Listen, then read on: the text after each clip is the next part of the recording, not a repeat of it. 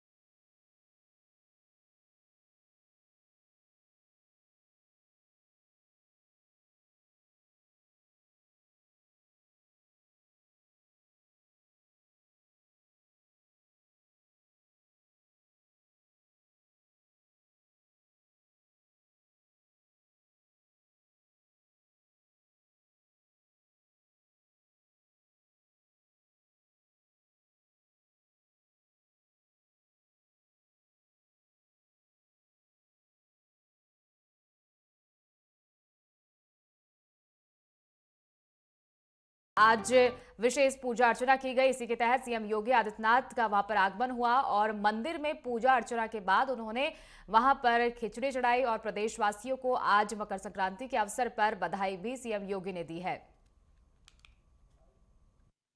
मित्रों, आज मकर संक्रांति का पावन पर्व है। इस अवसर पर मैं सभी श्रद्धालु जनों को, प्रदेशवासियों को मकर संक्रांति के पावन पर्व की हार्दिक बधाई और शुभकामनाएं देता हूं।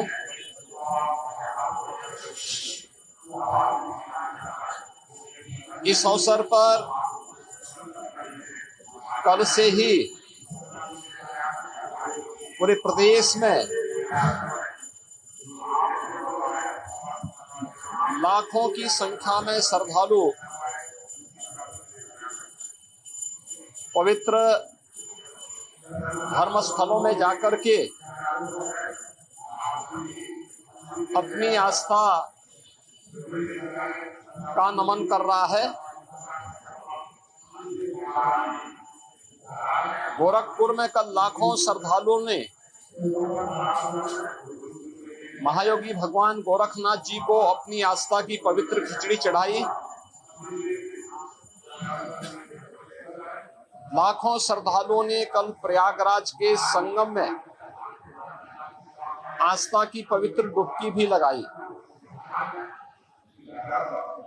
और ये सिलसिला लगातार आज जारी है। आज गोरखपुर में भगवान गोरक्षनाथ जी के प्रति आस्था व्यक्त करने के लिए लाखों की संख्या में श्रद्धालुजन पंक्ति में लग करके अपना इंतजार कर रहे हैं।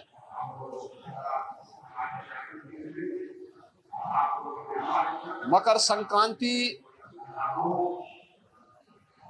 भारत के पर्व और त्योहारों की परंपरा का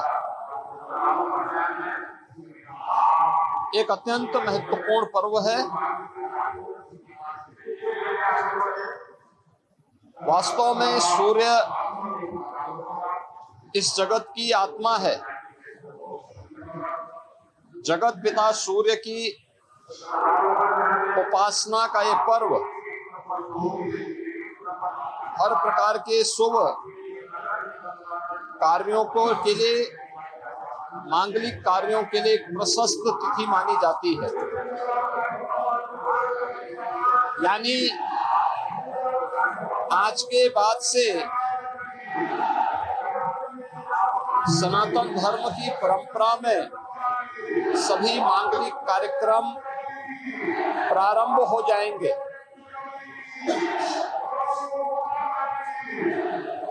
सूर्य का जो अयन वृत्त है, ज्योतिषीय परंपरा के अनुसार वह 12 विभिन्न भागों में विभाजित है। एक राशि से दूसरी राशि में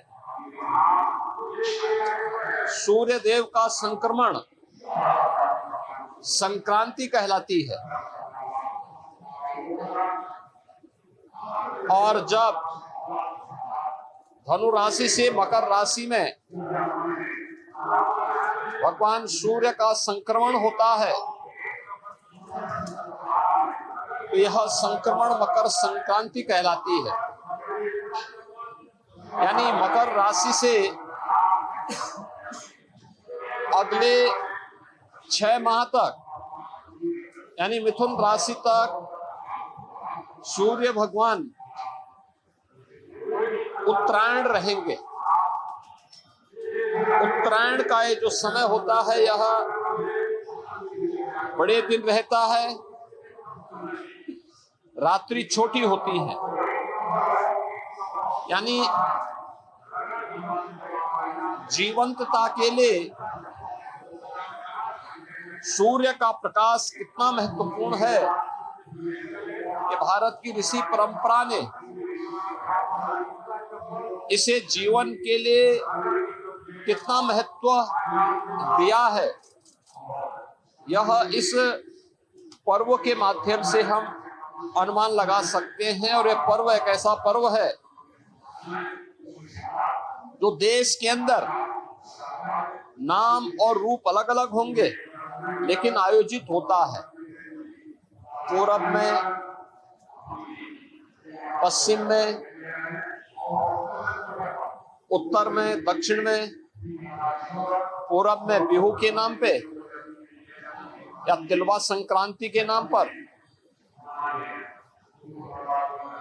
पश्चिम में लोहड़ी या मकर संक्रांति के ही अलग अलग रूपों में, दक्षिण भारत में पोंगल के रूप में, उत्तर भारत में खिचड़ी संक्रांति के रूप में मकर संक्रांति का आयोजन बड़ी श्रद्धा भाव के साथ श्रद्धालुजन आयोजित करते हैं। गोरखपुर में से अवतार भगवान गोरक्षनाथ जी को अपनी आस्था की पवित्र खिचड़ी चढ़ाने के लिए कल से ही लाखों की संख्या में श्रद्धालुजन आया हुआ है और वह लगातार भगवान गोरखनाथ जी को अपनी आस्था की पवित्र खिचड़ी चढ़ा रहा है। मैं इस अवसर पर सभी श्रद्धालुजनों का हृदय से स्वागत करता हूं। प्रदेशवासियों को और देश और दुनिया से उत्तर प्रदेश के अंदर अलग अलग धर्म स्थलों में अपनी आस्था का नमन करने के लिए आए हुए इन सभी श्रद्धालुजनों का अभिनंदन करते हुए मकर संक्रांति की अपनी मंगलमय शुभकामनाएं उन सब के प्रति व्यक्त करता हूं। मुहूर्त कल सायंकाल से ही प्रारंभ हो चुका है, लेकिन चूंकि हमारे सनातन धर्म की परंपरा में मुहूर्त की शुभ लगन ये सूर्योदय के साथ प्रारंभ होता है, तो आज ब्रह्म मुहूर्त से मकर संक्रांति में खिचड़ी चढ़ाने का यह मुहूर्त प्रारंभ हो चुका है। ये मेरा सौभाग्य है कि मुझे भी अभी प्रातः 4 बजे जो यहाँ की विशिष्ट पूजा है वह संपन्न होने के उपरांत 4 बजे भगवान गोरक्षनाथ जी को आस्था की पवित्र खिचड़ी चढ़ाने का अवसर प्राप्त हुआ है।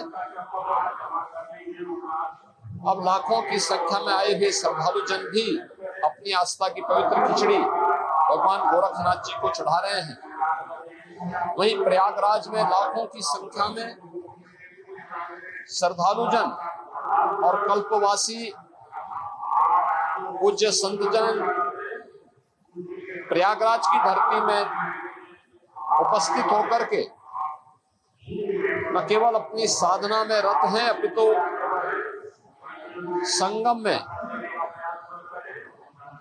भगवान बेड़ी माधव, भगवान प्रयागराज, माँ गंगा, माँ यमुना और माँ सरस्वती के सानिध्य में संगम में आस्था की अपनी पवित्र डुबकी लगा रहे हैं। इन सभी श्रद्धालु जनों के प्रति भी मेरी मंगलमय शुभकामनाएं हैं।